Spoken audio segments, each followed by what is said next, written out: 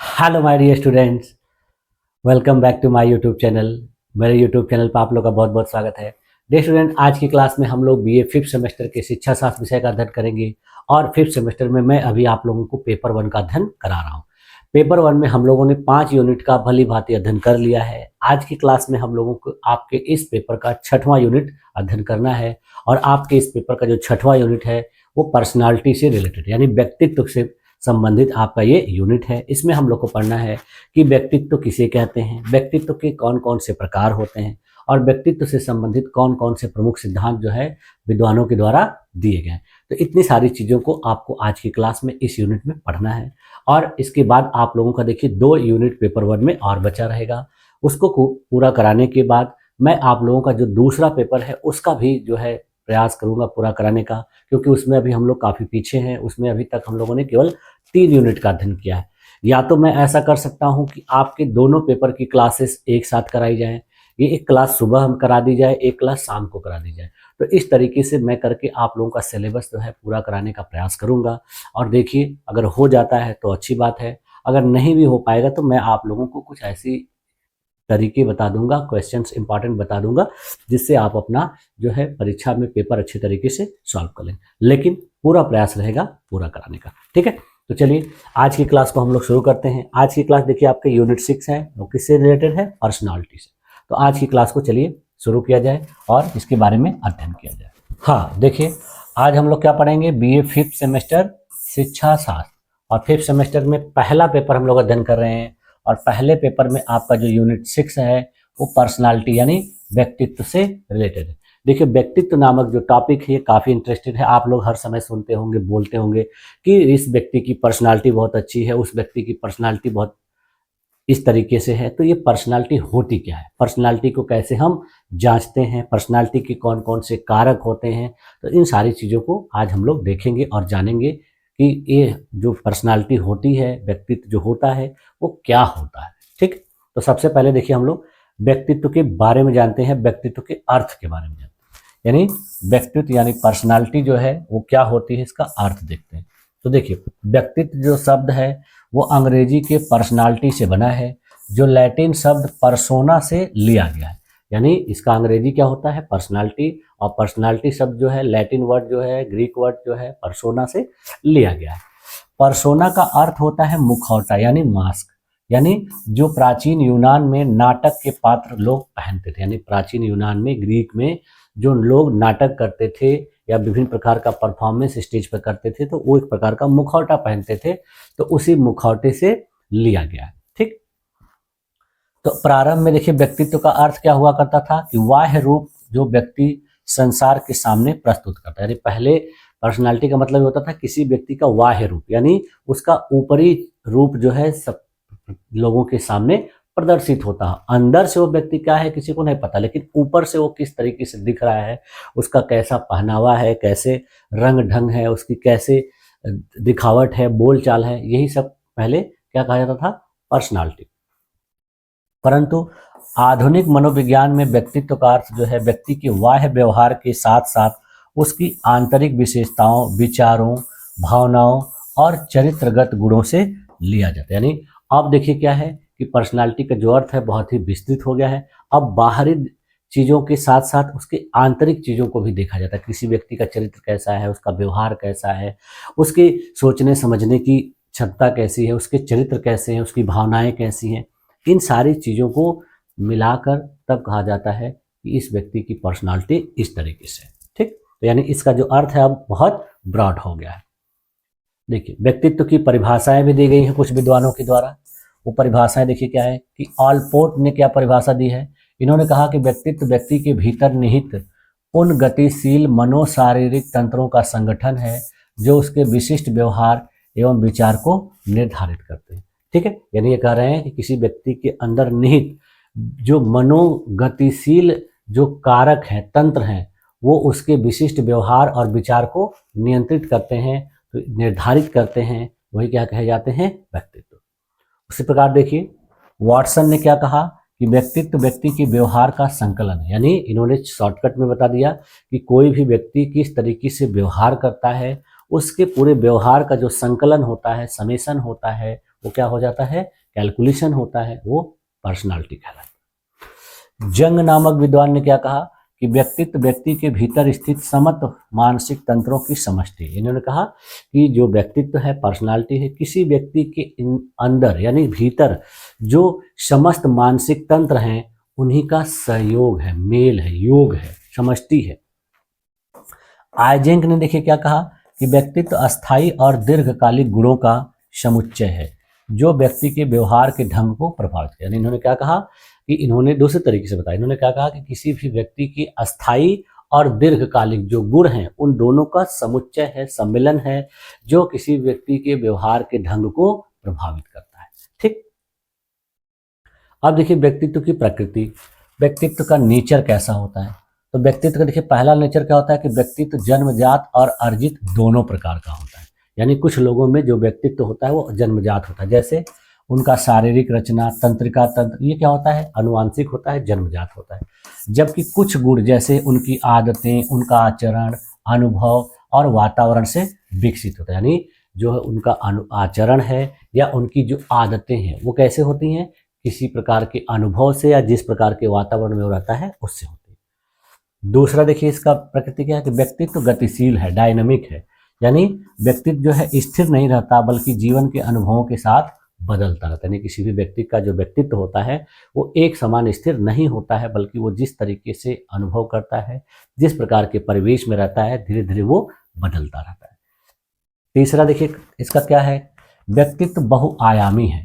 ठीक है, जैसे इसमें देखिए शारीरिक, मानसिक, भावनात्मक, सामाजिक और नैतिक सभी पहलू शामिल होते हैं। इसीलिए क्या है, ये डायनामिक है, बहुआयामी है।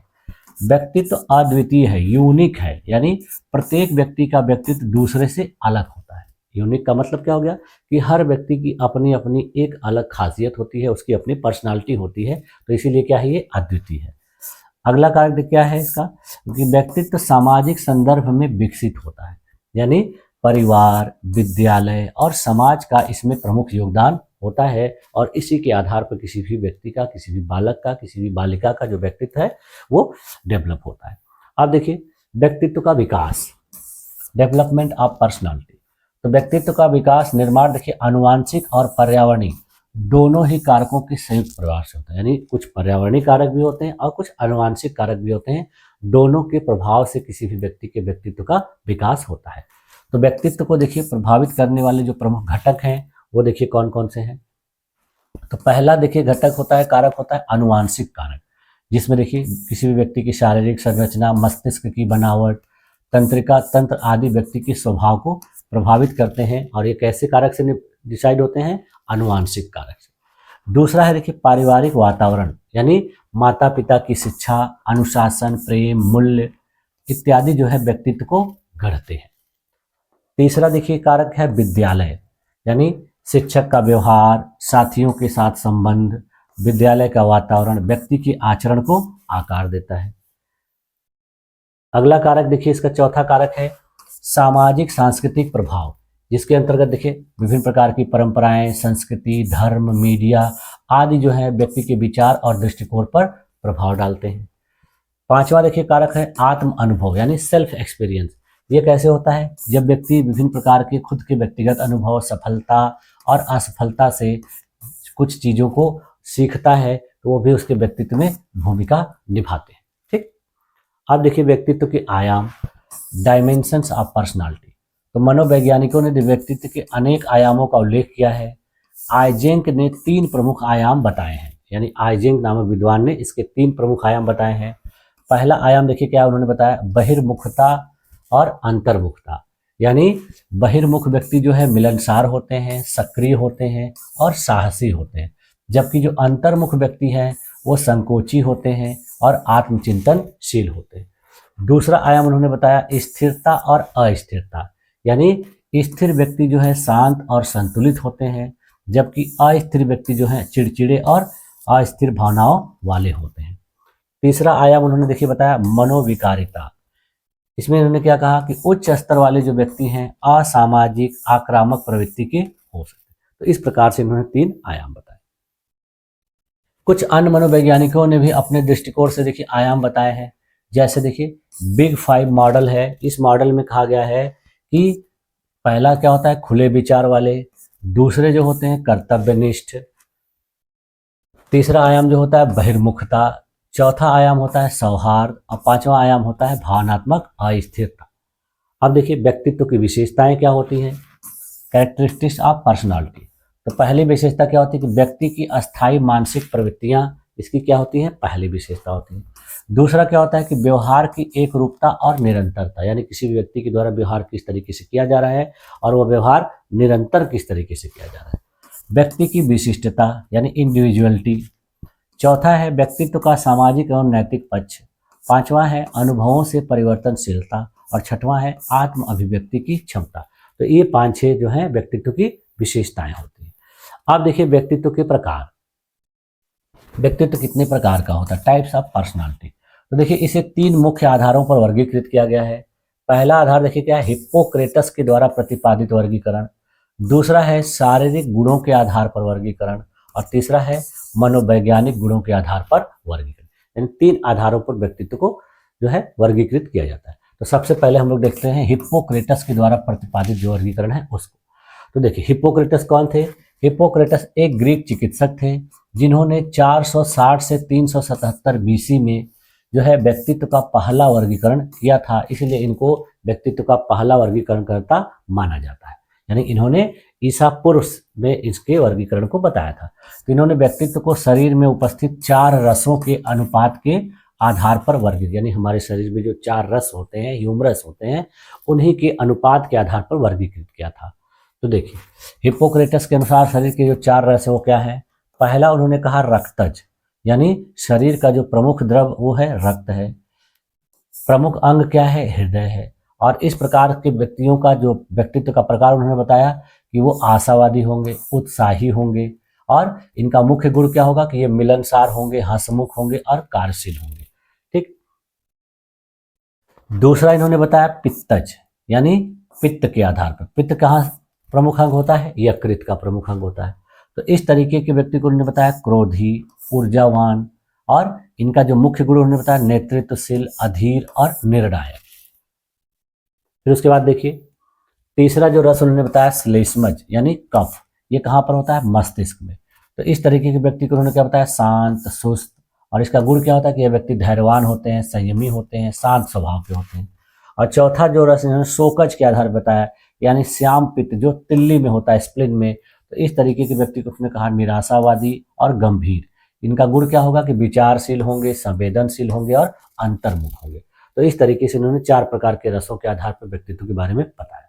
इनके देखिए जो मुख्य विचार हैं वो क्या क्या है कि यदि किसी व्यक्ति में रक्त का अनुपात अधिक है तो वो सैंग्विन प्रकार का होगा, यदि पित्त अधिक है तो वो कॉलरिक प्रकार का होगा, यदि कफ अधिक है तो फ्लेगमेटिक प्रकार का होता, यदि श्याम पित्त अधिक है तो मेलैंकोलिक प्रकार का होगा। यानी इसकी जिस प्रकार की अधिकता होगी उस व्यक्ति का गुण उसी प्रकार का हो।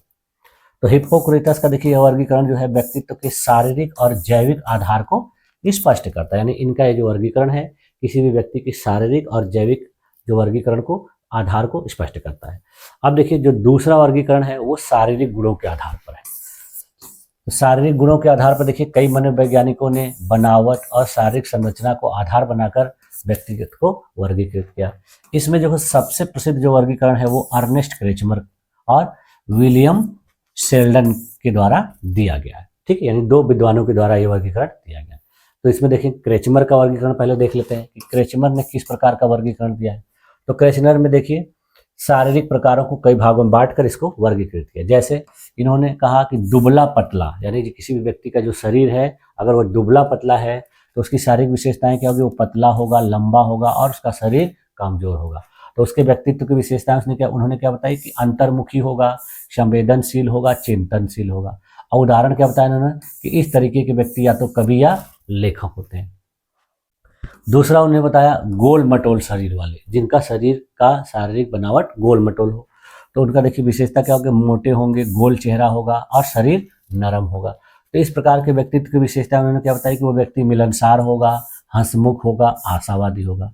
और उदाहरण में इन्होंने क्या बताया कि इस प्रकार के व्यक्ति जो है हास्य कलाकार होते हैं, यानी जो कॉमेडियन टाइप के लोग होते हैं वो इसी तरह के होते हैं। उसके बाद फिर देखिए इन्होंने तीसरा शारीरिक प्रकार बताया एथलेटिक यानी मजबूत। तो इस तरीके के व्यक्ति का शरीर मजबूत होगा, सुदृढ़ होगा और ये व्यक्ति साहसी होंगे, दृढ़ इच्छा शक्ति वाले होंगे। इस तरीके के व्यक्ति को जैसे सैनिक या खिलाड़ी जो है इसके अंतर्गत आते हैं। उसके बाद देखिए चौथा जो इन्होंने वर्गीकरण बताया वो असामान्य, यानी किसी भी व्यक्ति का जो शरीर असामान्य हो या विकृत हो, यानी जैसे जो दिव्यांग पुरुष होते हैं उनके बारे में बताया। तो कहा कि इस प्रकार के जो व्यक्ति होते हैं इनका शरीर का जो स्वभाव होता है वो अस्थिर स्वभाव होता है और इनका जो मानसिक विकार होता है वो थोड़ा सा कम या ज़्यादा होता है, यानी मानसिक रूप से थोड़ा असंतुलित होते हैं। इसके बाद फिर देखिए शेल्डन का वर्गीकरण है। शेल्डन ने देखिए शारीरिक प्रकारों को भी बांट कर ऐसे बताया। उन्होंने कहा कि जो गोल मटोल व्यक्ति होंगे उनका शरीर देखिए गोल, मोटा और नरम होगा और ये व्यक्तित्व का प्रकार इसका कैसा होगा, विस्क्रेटोनिक। इनका जो मुख्य गुण होगा सामाजिक होगा, मिलनसार होगा, आनंद प्रिय होंगे। इन्होंने दूसरा देखिए बताया कि मजबूत शरीर, यानी इनकी पेशियां सुदृढ़ शरीर होगा। ये स्टोमेटोनिक होंगे, यानी ये साहसी होंगे, सक्रिय होंगे और आक्रामक होंगे। तीसरा उन्होंने बताया जिसका दुबला पतला शरीर, यानी पतला शरीर होगा, लंबा शरीर होगा, इसको उन्होंने सेब्रोटोनिक बताया, यानी ये व्यक्ति अंतर्मुखी होंगे, संवेदनशील होंगे और विचारशील होंगे। तो इस तरीके से इन्होंने देखिए शेल्डन ने वर्गीकरण। आप देखिए मनोवैज्ञानिक गुणों के आधार पर जो वर्गीकरण है उसको देख लेते हैं। तो मनोवैज्ञानिक गुणों के आधार पर देखिए जो है व्यवहार, स्वभाव, भावनाओं और सोचने के ढंग के आधार पर बांटा जाता है, जिसमें देखिए सबसे पहला जो वर्गीकरण है वो जंगकार के वर्गीकरण आता है। जंग ने व्यक्तित्व को ऊर्जा के प्रवाह की दिशा के आधार पर दो भागों में बांटा। पहला उन्होंने कहा कि अंतर्मुखी यानी इंट्रोवर्ट और दूसरा कहा बहिर्मुखी। तो अंतर्मुखी जो होते हैं उस व्यक्ति को उन्होंने क्या कहा कि जो व्यक्ति अपना ध्यान अंदर की ओर रखता है, सोचता, पढ़ता, एकांत पसंद करता है, इस प्रकार के व्यक्ति जो है वैज्ञानिक या दार्शनिक या लेखक होते हैं। जो व्यक्ति बहिर्मुखी होते हैं वो देखिए व्यक्ति बाहर की दुनिया से ऊर्जा प्राप्त करते हैं। इस प्रकार के व्यक्ति मिलनसार होते हैं, क्रियाशील होते हैं, समूह प्रिय होते हैं। तो इस तरह के व्यक्ति देखिए नेता होंगे, अच्छे वक्ता होंगे या कोई एक्टर एक्ट्रेस होंगे, अभिनेता होंगे। ठीक। बाद में इसमें देखिए तीसरा प्रकार भी जोड़ा गया और तीसरा प्रकार क्या कहा गया, उभयमुखी, यानी जिनके अंदर ये दोनों गुण हो, यानी अंतर्मुखी और बहिर्मुखी। तो जिसमें अंतर्मुखी और बहिर्मुखी दोनों गुण समान मात्रा में पाए जाते हैं उस प्रकार के लोग या तो टीचर होते हैं या तो प्रबंधक होते हैं। ठीक है, यानी वो गहन विचार, सोच विचार वाले भी होंगे, हंसमुख भी होंगे और जो मिलनसार होंगे, क्रियाशील होंगे। तो उनके अंदर दोनों गुण पाए जाते हैं। इसके बाद फिर देखिए फ्रायड का वर्गीकरण आता है। सिगमंड फ्रायड ने देखिए व्यक्तित्व को 3 मानसिक घटकों में विभाजित किया। पहला उन्होंने कहा इड, यानी इसमें उन्होंने बताया जैविक इच्छाएं और काम वासना। दूसरा बताया इन्होंने ईगो, अहम, यानी ऐसे व्यक्ति जो होंगे तर्कशील होंगे और यथार्थवादी भाग वाले होंगे। तीसरा इन्होंने बताया सुपर ईगो, अति अहम, यानी इस प्रकार के व्यक्ति जो नैतिक और सामाजिक मानदंडों के प्रतिनिधित्व होंगे। इन तीनों के संतुलन से ही स्वस्थ व्यक्तित्व बनता है। उन्होंने कहा कि इन तीनों का जो संतुलन होगा उसी से किसी भी व्यक्ति का जो व्यक्तित्व होगा वो संतुलित व्यक्तित्व होगा। ठीक। उसके बाद फिर देखिए विलियम जेम्स और अन्य मनोवैज्ञानिकों के अनुसार भी कुछ प्रकार बताए गए हैं, जैसे भावनात्मक, इमोशनल, ऐसे व्यक्ति देखिए जल्दी उत्तेजित होने वाले होते हैं, संवेदनशील होते हैं। विचारशील, ऐसे व्यक्ति तर्कशील और योजनाबद्ध होते हैं। क्रियाशील, जो व्यक्ति कर्मठ और ऊर्जावान होते हैं। निष्क्रिय, पैसिव, ऐसे व्यक्ति आलसी और सुस्त होते हैं। ठीक है, तो इस तरीके से देखिए ये जो विभिन्न प्रकार के वर्गीकरण हैं इनको संक्षेप में इस तरीके से देखा जा सकता है। देखिए आधार जो है शारीरिक द्रव के आधार पर वर्गीकरण किसने किया, हिप्पोक्रेटस ने। इन्होंने रक्तज, पित्तज, श्लेष्मज और शोकज बताया और इसके उदाहरण में है आशावादी, क्रोधी, शांत और निराश व्यक्ति। उसी प्रकार शारीरिक संरचना के आधार पर देखिए क्रेचमर और शेल्डन ने बताया। इन्होंने कहा कि दुबला, मोटा, मजबूत व्यक्ति होता है और ये व्यक्ति कवि, सैनिक या नेता हो सकते हैं। मनोवैज्ञानिक गुणों को देखिए जंग और फ्रायड ने बताया। इन्होंने अंतर्मुखी, बहिर्मुखी और अभिमुखी 3 तरह के बताए इन्होंने, जिसमें देखिए लेखक, नेता और शिक्षक इसके उदाहरण हैं। ठीक, तो इसका देखिए कंक्लूजन क्या निकल के आ रहा है कि व्यक्तित्व का वर्गीकरण मनोविज्ञान में व्यक्ति की व्यवहारगत विविधताओं को समझने का माध्यम है। इन वर्गीकरणों से हमें यह समझने में सहायता मिलती है कि प्रत्येक व्यक्ति अपनी आकृति, स्वभाव और विचारों में अद्वितीय होता है। यानी इतनी सारी चीजें हम लोगों ने व्यक्तित्व के बारे में देखा कि व्यक्तित्व की परिभाषा क्या है, व्यक्तित्व का अर्थ क्या है, व्यक्तित्व का विभिन्न प्रकार से वर्गीकरण क्या है और विभिन्न प्रकार के वर्गीकरण के आधार पर जो व्यक्तित्व के जो गुण होते हैं, जो लक्षण होते हैं, वो कैसे कैसे होते हैं। तो इतनी चीज़ों को हम लोगों ने देखा। अब देखिए व्यक्तित्व के निर्धारक तत्व, यानी व्यक्तित्व को प्रभावित करने वाले कौन कौन से तत्व हैं, डिटर्मिनेंट्स ऑफ पर्सनालिटी। तो व्यक्तित्व एक व्यक्ति की अनोखी विशेषताओं, व्यवहार के तरीकों, सोच और भावनाओं का योग होता है। कई कारक जो है व्यक्ति के व्यक्तित्व के विकास को प्रभावित और निर्धारित करते हैं। ये निर्धारक कारक जो है जैविक हो सकते हैं, सामाजिक हो सकते हैं, मनोवैज्ञानिक हो सकते हैं और बौद्धिक श्रेणियों वाले होते हैं। तो व्यक्तित्व के देखिए प्रमुख जो निर्धारक तत्व हैं उनको एक एक करके देख लेते हैं। पहला देखिए क्या है, जैविक या वंशानुगत कारक। तो जैविक और वंशानुगत कारक देखो कहाँ से आते हैं कि किसी भी व्यक्ति को अपने माता पिता से विरासत में मिलते हैं और उसके व्यक्तित्व की नींव रखते हैं। यानी ये कहाँ से आते हैं, किसी भी व्यक्ति के माता पिता से। जिसमें पहली चीज होती है अनुवांशिकता, यानी गुणसूत्र और जीन्स के माध्यम से जो कुछ शारीरिक और मानसिक लक्षण है पीढ़ी दर पीढ़ी स्थानांतरित होते हैं। इसमें शारीरिक बनावट, रंग और कुछ स्वभाव संबंधी गुण शामिल होते हैं। देखिए बहुत से बच्चों के अंदर, बहुत से व्यक्तियों के अंदर उनके माता पिता के जैसा ही रंग होता है, उनकी शारीरिक बनावट भी उसी तरीके से होती है। तो ये सब अनुवांशिक होते हैं। शारीरिक गठन, ये देखिए व्यक्ति की जो शारीरिक बनावट होती है जैसे ऊंचाई, वजन, रंग और स्वास्थ्य, ये उसके व्यक्तित्व पर गहरा प्रभाव डालता है और बेहतर शारीरिक स्थिति वाले व्यक्ति में सुरक्षा और आत्मविश्वास की भावना बढ़ सकती है। जैविक वंशानुगत कारक में देखिए तीसरा कारक क्या है कि उसका हार्मोन और ग्रंथियां, यानी अंतःस्रावी ग्रंथियां जैसे थायराइड और पिट्यूटरी से निकलने वाला जो हार्मोन होता है वो व्यक्ति के शारीरिक और मानसिक विकास को प्रभावित करता है, जिससे व्यक्तित्व में बदलाव आता है। उसके बाद फिर देखिए सामाजिक कारक। सामाजिक कारक में व्यक्ति जिस समाज में रहता है और सामाजिक संपर्क उसके व्यक्तित्व को आकार देते हैं। यानी जिस प्रकार के समाज में रहेगा, जैसे लोगों से उसका संपर्क रहेगा, उसी प्रकार से उसके व्यक्तित्व का आकार होगा। जैसे देखिए परिवार में, बचपन में परिवार का माहौल, माता पिता का पालन पोषण का तरीका और पारिवारिक स्थिति जो है व्यक्तित्व के शुरुआती विकास को निर्धारित करते हैं। उसके बाद फिर देखिए सामाजिक आर्थिक स्थिति। कमजोर सामाजिक आर्थिक स्थिति वाले बच्चों में आत्मविश्वास की कमी हो सकती है, जबकि उच्च वर्ग के बच्चों में देखिए नेतृत्व क्षमता और साहस जैसे गुण विकसित हो सकते हैं। उसी प्रकार से देखिए सांस्कृतिक पृष्ठभूमि, कुछ बच्चों की जो संस्कृति, धर्म, मूल्य, आदर्श और रीति रिवाज जो है वो व्यक्ति के व्यवहार, सोच और प्रेरणाओं को प्रभावित करते हैं। उसी प्रकार से देखिए जनसंचार माध्यम भी प्रभावित करते हैं। जनसंचार माध्यम में जैसे देखिए रेडियो, टीवी, इंटरनेट, ये सब माध्यम जो है व्यक्ति की जीवन शैली, व्यवहार और दृष्टिकोण को प्रभावित करते हैं और विशेष रूप से बच्चों और युवाओं में ज़्यादा प्रभावी होते हैं। फिर उसके बाद देखिए साथी समूह, पीयर ग्रुप। व्यक्ति अपने दोस्तों और साथियों से कई बातें सीखता है जो उसके व्यवहार और व्यक्तित्व का हिस्सा बन जाती है। तो इस तरीके से ये सब जो कैसे कारक थे, सामाजिक कारक। अब देखिए तीसरा जो कारक है वो मनोवैज्ञानिक कारक है। ये कारक देखिए व्यक्ति के आंतरिक विचारों और भावनाओं से जुड़ा होता है। जैसे देखिए व्यवहार और भावनाएं, किसी व्यक्ति का व्यवहार करने का तरीका, उसके भावनात्मक पैटर्न और प्रतिक्रियाएं उसके व्यक्तित्व का महत्वपूर्ण हिस्सा होते हैं। दूसरा देखिए क्या होता है मनोवैज्ञानिक कारक, आत्मधारणा, यानी व्यक्ति अपने बारे में क्या सोचता है, यानी आत्मसम्मान, आत्मविश्वास, यह उसके व्यक्तित्व को बहुत प्रभावित करता है। ठीक। उसके बाद देखिए मनोवैज्ञानिक कारक में तीसरा क्या, आकांक्षा स्तर, यानी व्यक्ति के लक्ष्य और आकांक्षाएं उसके प्रयासों और सफलता को प्रभावित करती हैं, जो बदले में उसके व्यक्तित्व पर सकारात्मक और नकारात्मक प्रभाव डालती है। चौथा है देखिए बौद्धिक और परिस्थितिजन्य कारक। इसमें देखिए किसी भी व्यक्ति की बौद्धिक योग्यता, यानी व्यक्ति की बुद्धिमत्ता, सोचने की क्षमता, तर्क वितर्क करने की शक्ति उसके व्यक्तित्व को प्रभावित करते हैं। दूसरा देखिए बौद्धिक और परिस्थितिजन्य कारक में मूल्य और विश्वास, यानी व्यक्ति के नैतिक मूल्य और विश्वास उसकी चरित्र और व्यक्तित्व को दर्शाते हैं।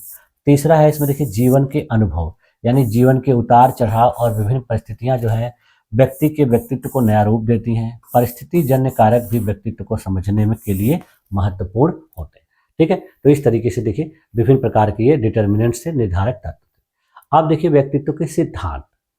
व्यक्तित्व के महत्वपूर्ण कौन कौन से सिद्धांत दिए गए हैं, थ्योरीज ऑफ पर्सनालिटी। तो देखिए मनोविज्ञान में व्यक्तित्व के सिद्धांत उन विचारों और अवधारणाओं का समूह है जो यह समझने की कोशिश करते हैं कि एक व्यक्ति का व्यक्तित्व कैसे बनता है, विकसित होता है और व्यवहार को कैसे प्रभावित करता है। ठीक है, तो देखिए कोई भी एक सिद्धांत जो है व्यक्तित्व के सभी पहलुओं को पूरी तरह से नहीं समझ सकता। नहीं, कोई ऐसा सिद्धांत नहीं बना है जो हर पहलू को, व्यक्तित्व को समझ ले। तो कई अलग अलग दृष्टिकोण को विकसित करना पड़ता है किसी भी व्यक्तित्व के पहलू को समझने के लिए। तो देखिए, प्रमुख व्यक्तित्व के जो सिद्धांत हैं वो इस प्रकार से हैं। सबसे पहला देखिए, फ्रायड का मनोविश्लेषणात्मक सिद्धांत है। ये काफी प्रसिद्ध है।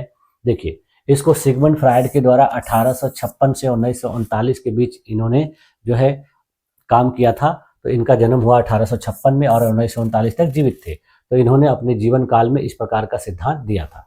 इनका जो मुख्य आधार था वो अचेतन मन यानी अनकॉन्शियस माइंड से रिलेटेड था। तो फ्रायड के अनुसार देखिए, अभी हम लोगों ने ऊपर देखा ही कि इनके अनुसार व्यक्तित्व की 3 संरचनाएं होती हैं। पहला इन्होंने बताया इड, दूसरा बताया अहम और तीसरा बताया अति अहम।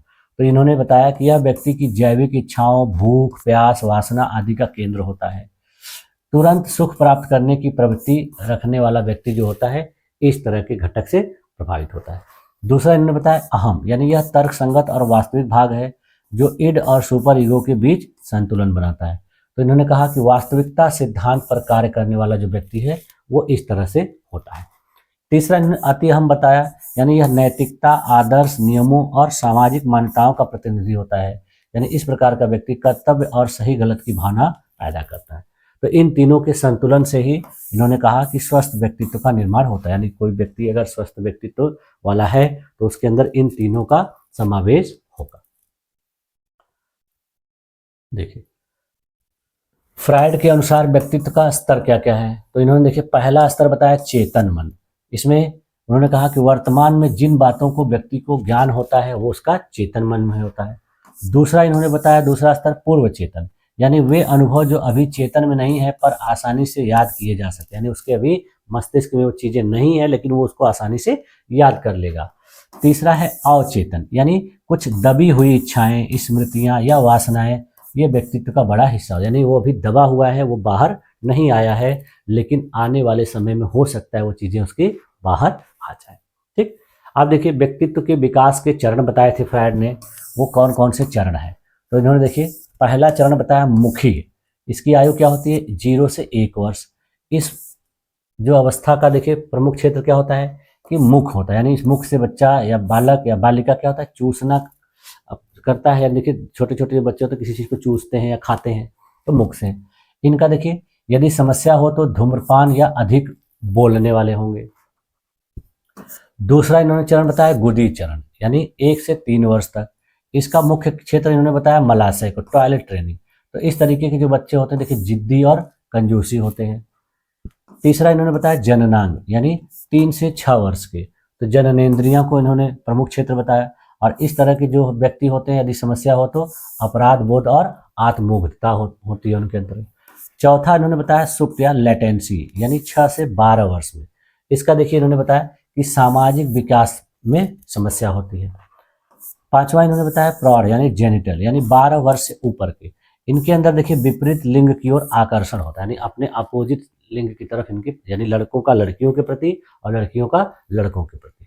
तो इस तरीके से यदि समस्या हो तो इनमें क्या होगा, संतुलित व्यवहार। यानी समस्या होगी तो इस तरीके से व्यवहार करेंगे और नहीं तो नॉर्मली ये इस तरीके से होंगे। ठीक, अब देखिए, एरिक्सन के द्वारा दिया गया मनोसामाजिक सिद्धांत, यानी एरिक्सन नामक मनोविज्ञान के एक वैज्ञानिक थे, उन्होंने भी सिद्धांत दिया। तो देखिए, प्रवर्तक एरिक एरिक्सन को कहा जाता है। मुख्य विचार इनका क्या था कि व्यक्तित्व का विकास जीवन भर चलता है और यह मनोवैज्ञानिक प्लस सामाजिक दोनों प्रभाव से होता है। इन्होंने कहा कि जो व्यक्तित्व का विकास होता है जीवन भर चलता है और ये 2 चीजों से प्रभावित होता है, मनोवैज्ञानिक और सामाजिक, दोनों कारक इसको प्रभावित करते हैं। तो इन्होंने देखिए विकास के 8 चरण बताए, जिसमें प्रत्येक चरण एक संघर्ष प्रस्तुत करता है। तो देखिए क्या क्या बताया इन्होंने। पहला चरण इन्होंने बताया विश्वास बनाम अविश्वास। ये होता है 0 से 1 वर्ष तक, यानी इसमें माता पिता पर भरोसा होता है और सुरक्षा की जो भावना वो होती है सकारात्मक परिणाम के रूप में होती है। दूसरा चरण इन्होंने बताया स्वायत्तता बनाम लज्जा। ये देखिए 1 से 3 वर्ष की आयु में होती है, यानी जो बालक होता है, व्यक्ति होता है, स्वयं काम करने की इच्छा रखता है और यह आत्मनियंत्रण को प्रदर्शित करती है। तीसरा इन्होंने बताया पहल बनाम अपराध बोध, यानी देखिए 3 से 6 वर्ष में होता है। इसमें लक्ष्य निर्धारण होता है और आत्मविश्वास सकारात्मक परिणाम के रूप में आता है। उद्योग बनाम हीनता, ये 6 से 12 वर्ष में होता है, यानी विद्यालयी दक्षता या संघर्ष या संकट की स्थिति क्या होती है, विद्यालयी दक्षता। और सकारात्मक परिणाम क्या होता है, कार्यकुशलता। पांचवा इन्होंने बताया पहचान बनाम भूमिका का भ्रम। ये कब होता है, किशोरावस्था में, यानी इस अवस्था में बालक या बालिका सोचता है कि मैं कौन हूँ, ये मेरे अंदर क्या एबिलिटी है, मेरे अंदर क्या योग्यता है। ये किस चीज को प्रदर्शित करता है, आत्म पहचान को। छठवां इन्होंने बताया अंतरंगता बनाम एकाकीपन। ये कब होता है, युवा अवस्था में। इसमें क्या होता है, संबंध बनाना, और ये चीज किससे रिलेटेड होता है, प्रेम और बंधन से। उसके बाद इन्होंने सातवां जो बताया सृजनशीलता बनाम ठहराव। ये कब होता है, मध्य आयु में, यानी समाज में योगदान। और ये किस चीज का सकारात्मक परिणाम के रूप में आता है, उत्पादकता के रूप में। आठवां इन्होंने बताया अखंडता बनाम निराशा। ये कब होता है, वृद्धावस्था में, यानी इसमें जीवन का मूल्यांकन होता है और इसमें लास्ट में क्या होता है, संतोष और शांति। ठीक, तो इस तरीके से इन्होंने 8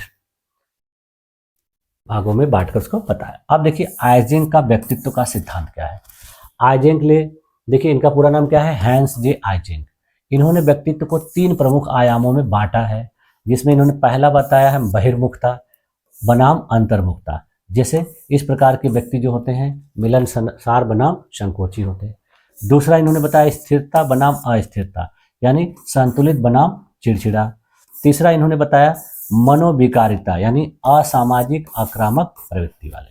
ठीक है, तो आइजेंक के अनुसार जो व्यक्तित्व है वो जैविक रूप से निर्धारित होता है और इसका मापन जो है आइजेंक पर्सनालिटी इन्वेंट्री यानी ईपीआई से किया जा सकता है। उसके बाद फिर देखिए कार्ल जंग का विश्लेषणात्मक सिद्धांत है।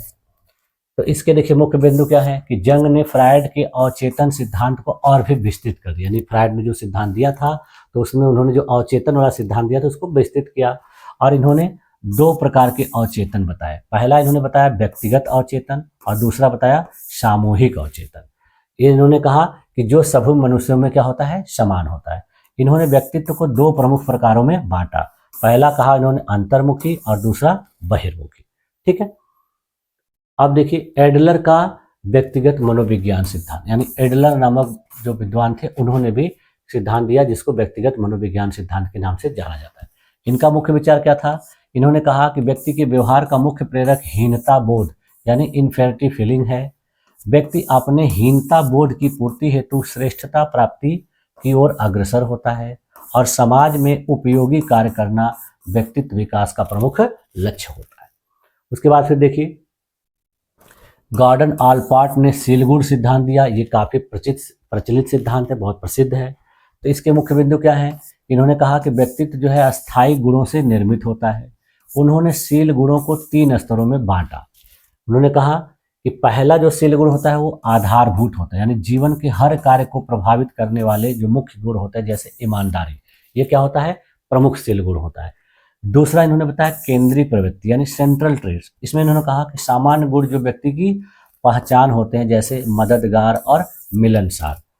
तीसरा इन्होंने बताया गौड़ यानी जो परिवर्ती गुण होते हैं जैसे संगीत पसंद करना, खाने को पसंद करना। विभिन्न प्रकार के लोग होते हैं, देखिए तरह तरह के संगीत को पसंद करते हैं, खाने पीने की चीज़ों के बहुत शौकीन होते हैं। तो इस तरीके से उन्होंने शील गुणों को 3 स्तरों में बांटा। उसके बाद फिर देखिए अगला जो सिद्धांत है वो मानववादी सिद्धांत है, यानी ह्यूमनिस्टिक थ्योरी, जिसको मास्लो और रोजर्स के द्वारा दिया गया। तो पहले अब्राहम मास्लो का देख लेते हैं। अब्राहम मास्लो देखिए काफ़ी प्रसिद्ध विद्वान हैं।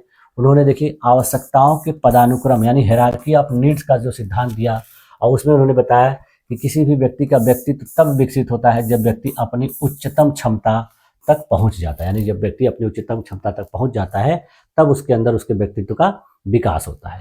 मैस्लो ने देखिए मानव आवश्यकताओं को 5 स्तरों में बांटा है।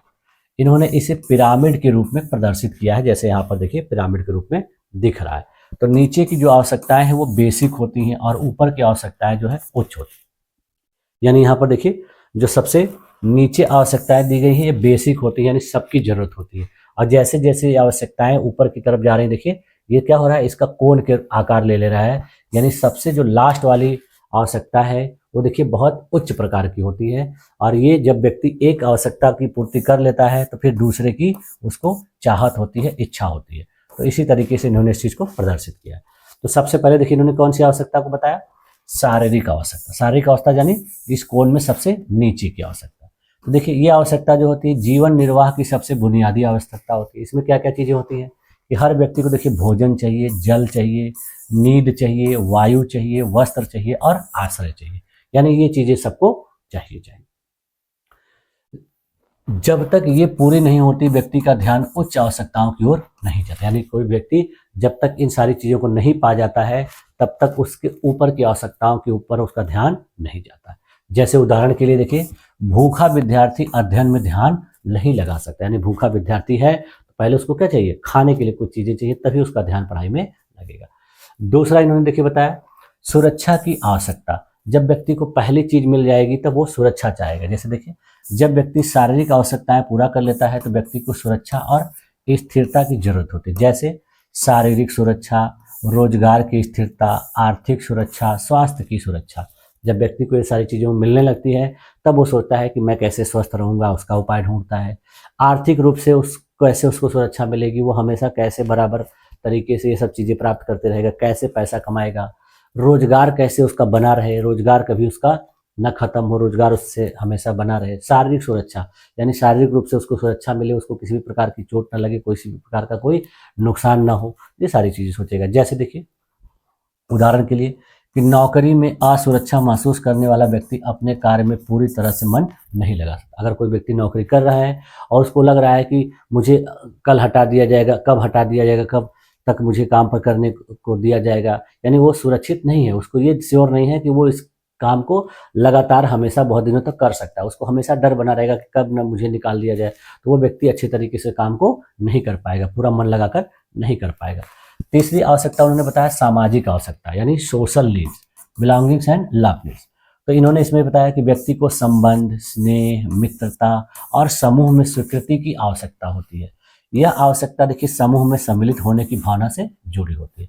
उदाहरण के लिए देखिए, विद्यार्थी कक्षा में तभी सहज महसूस करता है जब उसे मित्रों और शिक्षकों से स्नेह और स्वीकारता मिले।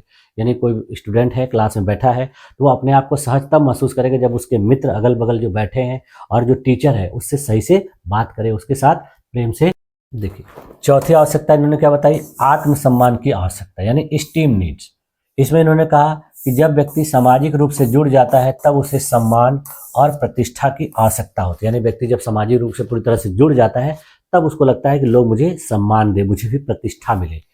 ये देखिए दो प्रकार की होती है। कौन कौन सी होती है? पहले क्या होता है कि स्वयं का सम्मान, यानी आत्मविश्वास, उपलब्धि की भावना। और दूसरा होता है दूसरों से सम्मान, यानी उसको प्रशंसा मिले, उसको अच्छा पद मिले, उसको अच्छी प्रतिष्ठा मिले। जब व्यक्ति अच्छे सिचुएशन में पहुंच जाता है तो उसके अंदर खुद से अपने प्रति ही आत्मसम्मान की भावना जागृत होती है और उसके अंदर उपलब्धि की भावना आती है, यानी उसने जो चीज़ों को अचीव कर लिया है तो उसको अपने आप खुद पर गर्व होता है। ठीक, तो उदाहरण के लिए देखिए, शिक्षक द्वारा प्रशंसा मिलने पर विद्यार्थी अधिक प्रेरित होता है। जब किसी स्टूडेंट का टीचर के द्वारा प्रशंसा किया जाता है तो वो बहुत ज़्यादा प्रेरित होता है। ठीक, पांचवा देखिए उन्होंने बताया आत्म साक्षात्कार की आवश्यकता, यानी सेल्फ एक्चुअलाइजेशन नीड। ये उन्होंने कहा कि सबसे उच्च स्तर होता है और इसमें इन्होंने कहा कि व्यक्ति अपनी संपूर्ण क्षमता को प्राप्त करना चाहता है। इसमें देखिए रचनात्मकता, नैतिकता, सच्चाई, सौंदर्य बोध, आत्मविकास आदि शामिल होते हैं। उदाहरण के लिए देखिए कि कोई वैज्ञानिक या कलाकार तब तक संतुष्ट नहीं होता जब तक वह अपनी सृजनात्मक क्षमता को पूर्ण रूप से प्रकट न कर ले। देखिए जो वैज्ञानिक होते हैं, जो कलाकार होते हैं, तो उनके अंदर जो भी क्रिएटिविटी होती है वो जब तक पूरी रूप से उसको प्रकट नहीं कर लेते तब तक संतुष्ट नहीं होते हैं। ठीक है, तो ये था हमारा जो है अब्राहम मास्लो का जो है आवश्यकता या नीड थ्योरी। अब देखिए कार्ल रोजर्स का सिद्धांत है। कार्ल रोजर्स ने देखिए इसे स्वसिद्धि या स्व अवधारणा के ऊपर बल दिया, यानी उन्होंने कहा कि व्यक्तित्व विकास के लिए आवश्यक जो चीजें हैं वो बिना शर्त के प्रेम, और दूसरा क्या है आत्म स्वीकृति, यानी सेल्फ एक्सेप्टेंस। अब देखिए शिक्षा में अब्राहम मास्लो के सिद्धांत का उपयोग क्या है, क्योंकि ये कभी कभी आपके एग्जाम में पूछा जाता है। तो पहला उपयोग क्या है कि छात्र की मूलभूत आवश्यकताओं की पूर्ति के लिए बहुत जरूरी होता है। जैसे किसी भी छात्र को देखिए भोजन चाहिए, अच्छा स्वास्थ्य चाहिए, सुरक्षा चाहिए, इसके बिना सीखना प्रभावी नहीं हो सकता। दूसरा देखिए क्या है कि सकारात्मक कक्षा का वातावरण, यानी स्नेहपूर्ण, सहयोगी और सम्मानजनक माहौल जो है विद्यार्थियों की सामाजिक और आत्मसम्मान आवश्यकताओं को पूरा कर सकता है। तीसरा देखिए प्रेरणा का विकास, यानी प्रेरणा के विकास में क्या होगा कि शिक्षक को चाहिए कि छात्रों की उपलब्धियों की सराहना करें, जिससे वे उच्च स्तर की आवश्यकताओं की ओर अग्रसर हों।